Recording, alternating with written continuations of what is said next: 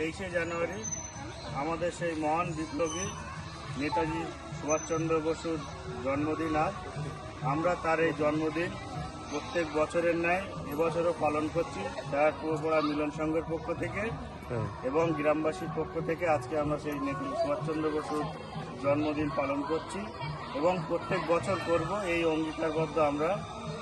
আমাদের এই মহান বিপ্লবী আমাদের জন্য কি করেছে তা আমরা সবাই কম বেশি জানি। তিনি যদি আর না থাকতো আজকে আমরা এই স্বাধীনভাবে যে কথাবার্তা বলছি, স্বাধীন যে চেতনার মাধ্যমে চলছি, এগুলো আমরা পারতাম না। আমরা 200 বছর ধরে যে ব্রিটিশের অধীনে ছিলাম সেটাই আমাদের থাকতে হতো। এই মহান ব্যক্তি নেতাজি সুভাষচন্দ্র বসু খুব সংগ্রামের সাথে লড়াই করে আজাদী বাহিনী গঠন করে ইংরেজদের বিরুদ্ধে লড়াই করে তাদের আমাদের দেশ থেকে বিতাড়িত করে আমাদের দেশকে স্বাধীন করেছে। তাই আমরা এই মহান বিপ্লবীর জন্য প্রত্যেক বছর তার জন্মদিনে আমরা এই পতাকা উত্তোলন করি এবং আগামীতেও করব।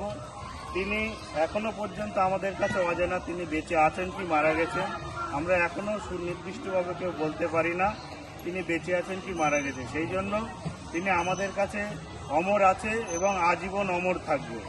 এই বলে আমি আমার সংক্ষিপ্ত বক্তব্য শেষ করছি। বন্দে মাতরম, জয় হিন্দ।